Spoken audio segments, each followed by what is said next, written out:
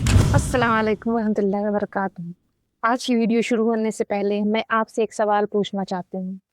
क्या कभी आपको ऐसा महसूस हुआ है कि हर तरफ परेशानी ही परेशानी है, दिल बेचैन रहता है, घर में सुकून नहीं, रिस्क में बरकत नहीं, इबादत में दिल नहीं लगता और हर काम उलझा हुआ लगता है? अगर हाँ, तो आज की वीडियो आपके लिए ही है।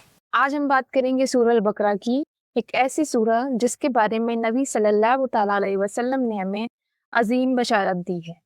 बहुत से लोगों ने बताया है कि जब उन्होंने इस सूरह की तिलावत को अपनी जिंदगी का हिस्सा बनाया तो उन्हें सुकून, हिम्मत, अल्लाह पर भरोसा मजबूत होता हुआ महसूस हुआ। सबसे पहले एक मशहूर हदीस सुनते हैं।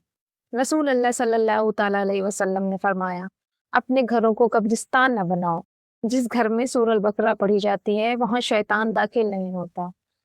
सोचिए, अगर हमारे घर में रोज झगड़े होते हों, हर वक्त टेंशन रहती हो, बच्चे बात ना मानते हों, दिल उदास रहता हो, तो हमें सबसे पहले अपना रिश्ता कुरान से मजबूत करना चाहिए। सूरह अल बकरा कुरान की सबसे लंबी सूरह है। इसमें ईमान की बुनियाद है, इसमें सब्र का दर्स है, इसमें तकवा की तालीम है, इसमें दुआ है, इसमें हलाल और हराम का जिक्र है, इसमें अल्लाह पर भरोसा करना सिखाया गया है। यही वजह है कि इस सूरह को कुरान का एक अजीम हिस्सा माना जाता है। तो चलिए आइए देखते हैं कि सूरह अल बकरा हमें क्या सिखाती है। पहली बात, हर मुश्किल के बाद आसानी अल्लाह ही देता है।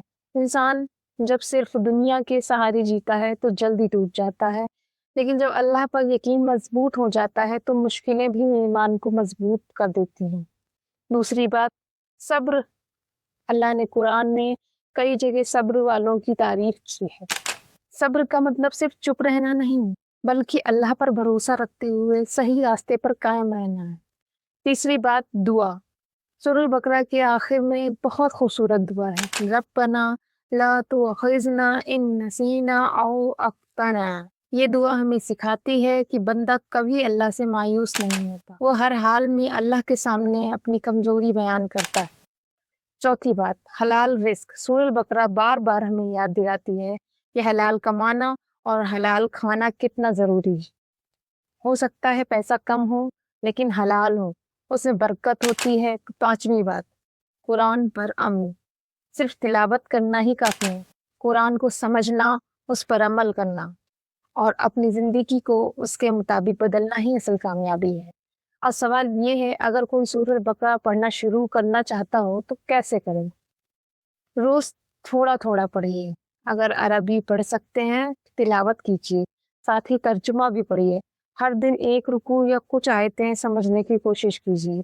जल्दी मत कीजिए, मुसलसल रहना ज्यादा जरूरी है। और अल्लाह से दुआ कीजिए, या अल्लाह मुझे कुरान समझने और उस पर अमल करने की तौफीक अता फरमाए।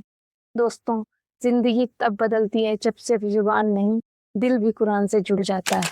सूरह बकरा हमें अल्लाह पर यकीन, सब्र, तकवा, दुआ और नेक अमल की तालीम देते। अगर हम इस सूरह को अपनी रोजमर्रा की जिंदगी का हिस्सा बना लें, उसका तर्जुमा समझते हैं और उसकी हिदायत पर अमल करते हैं, तो अल्लाह के फजल से हमारी जिंदगी में बेहतरीन तब्दीली आ सकती है। अगर हम इस सूरह को अपनी रोजमर्रा की जिंदगी का हिस्सा बना लें, उसका तर्जुमा समझें और उसकी हिदायत पर अमल करें, तो अल्लाह के फजल से हमारी ज़िंदगी में बेहतरीन तब्दीली आ सकती है। अल्लाह ताला हम सबको कुरान से मोहब्बत, उसको समझने और उस पर अमल करने की तौफीक अता फरमाए। आमीन या रब्बुल आलमीन। अगर आज की वीडियो आपको पसंद आए हो तो इसे अपने दोस्तों और घर वालों के साथ शेयर ज़रूर कीजिए। हो सकता है आपके एक शेयर की वजह से किसी का रिश्ता कुरान से मजबूत हो जाए। अस्सलाम वालेकुम रहमतुल्लाहि व बरकातुहू। खुदा हाफिज़।